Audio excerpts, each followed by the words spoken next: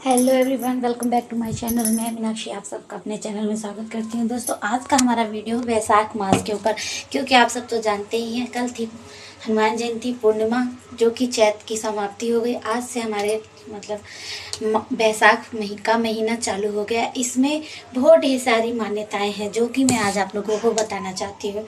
जैसे वैशाख मास में गंगा स्नान का बहुत बड़ा महत्व होता है, और दूसरा, वैशाख मास में जल दान करना चाहिए।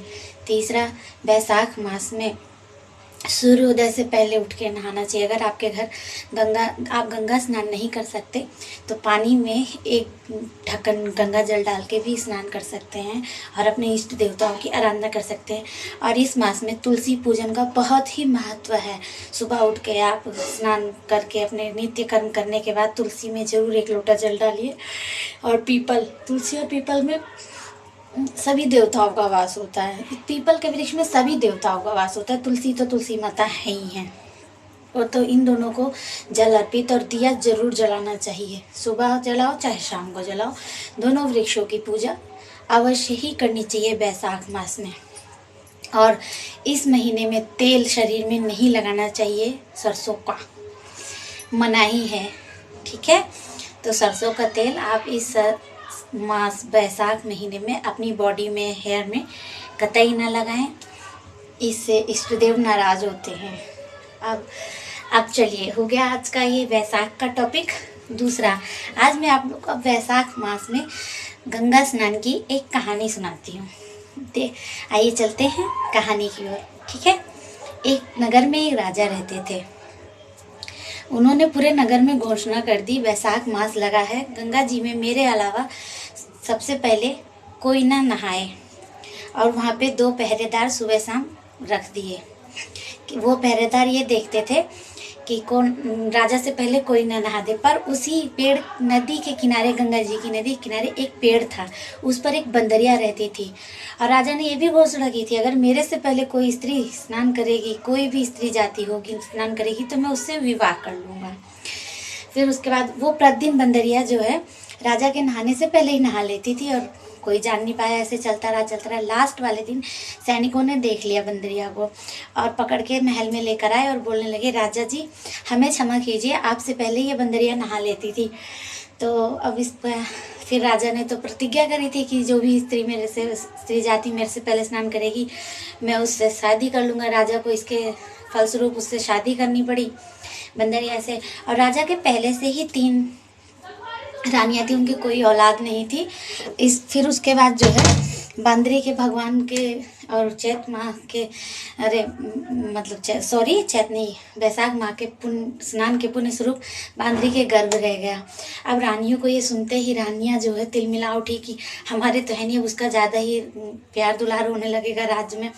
तो फिर बंदरी रानी ने बोला कि राजा जी आप तो बाहर रहते हो, अगर शिशु जन्म के समय मेरी सहायता कौन करेगा। तो राजा ने उसके कक्ष में एक घंटा लगवा दिया कि जब भी तुम्हें कोई दिक्कत हो आप ये घंटा बजाना, मैं जरूर हाजिर हो जाऊंगा। तो ये सब रानियां सुन रही थी। तीनों रानियां आके कहती हैं, ये घंटा क्यों लगवाया है? बोले कि राजा जी ने लगवाया है मेरी मदद के लिए, मेरी सहायता के लिए। बोले बजा के देखो तो वो आएंगे कि नहीं आएंगे। ऐसा करके बांदरी उनकी कहने में आ गई और उसने चला दिया। राजा जी तुरंत आ गए। बोले क्यों बजाया, क्या बजाया? तो रानियाँ तीनों, बंदरी रानी बोलने के लिए ही रह गई, वो तीनों रानियाँ आके कहने लगी, ये तो पशु जाति की है, ऐसे ही बजा देगी, जब देखो तब बजाती रहेगी। फिर राजा जी ने रानियों के बहकाव में आके घंटा हटा दिया। राजा जी चले गए अपने कार्य पे। उसके बाद बांदरी का शिशु जन्म निकट आया। बांदरी ने बहुत इधर उधर सबको ढूंढा, पर तीनों रानियों ने बोला तुम आँख पे पट्टी बंद करके लेट जाओ, आराम करो अपने कक्ष में, सब कुछ अच्छा होगा। फिर उसके बाद बांदरी ने एक बच्चे को जन्म दिया, शिशु को। और उसे होश नहीं था, तभी तीनों रानियों ने आके उस बच्चे को लेके दासी को देके बोला इसे मार डालो, और उसकी जगह, बच्चे की जगह पे पत्थर रख दिया। फिर उसके बाद क्या होता है कि बंदरी रानी उठती है तो कहती है तुमने एक पत्थर को जन्म दिया है। और राजा को भी यही बोल दिया। तो राजा भी यही सोचने लग गया, जब तीनों स्त्रियों ने मुझे संतान सुख नहीं दिया तो पशु जाति की है, ये क्या सुख देगी। ये सब अपना कर्म का लेखा सोच के अपना दिनचर्या अपने लग गए।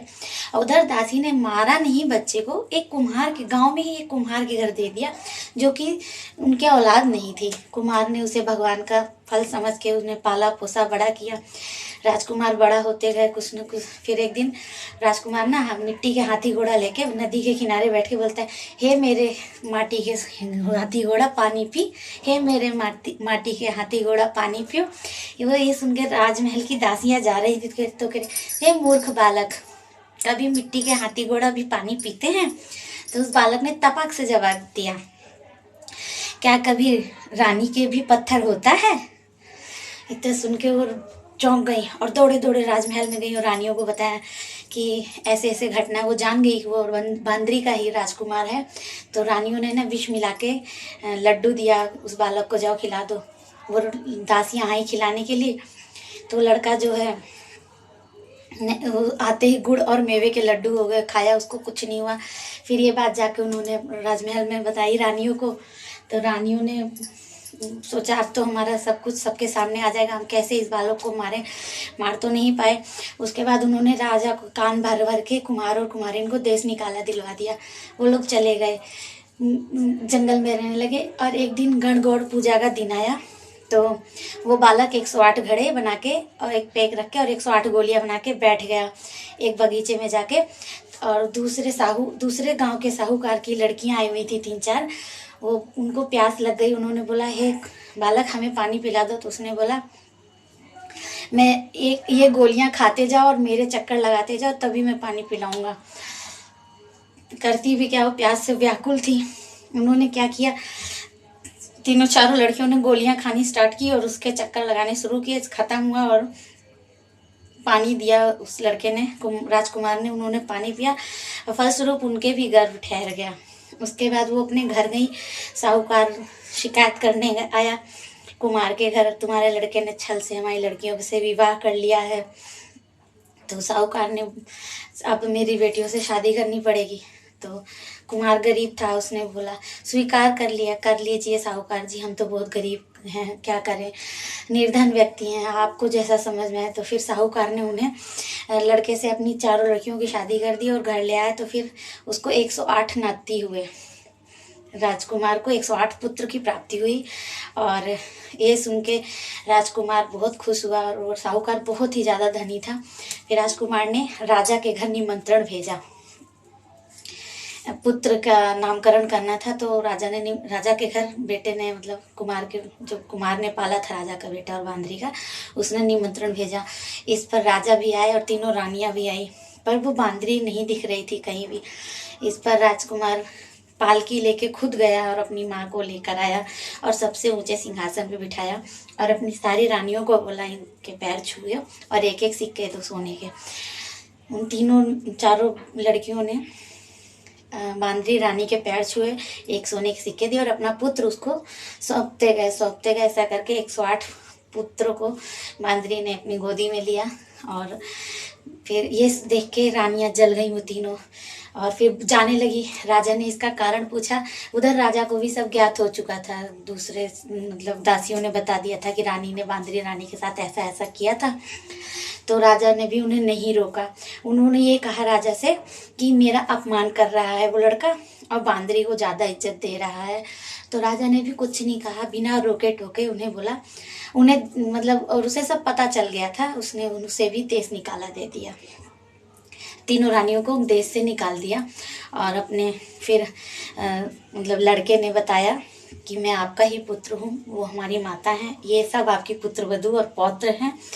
तो राजा ने सबको अपने गले से लगाया और बांदरी रानी को क्षमा कर दिया, उससे माफ़ी मांगी कि मैंने तुम्हारे ऊपर विश्वास नहीं किया। उधर वो कुम्हार लोग जाने लगे, वो आपका बच्चा सौंप दिया हमने, अब हमें आगे दीजिए, हम जाते हैं। तो फिर राजकुमार ने महल में ही रहने को कहा तो बोले नहीं, हम नहीं रहेंगे। तो उनको बड़े सारा धन देके विदा कर दिया। और उधर राजा ने राजकुमार का राज्य अभिषेक करके राजकुमार को राजा बना दिया अपने नगर का लाके।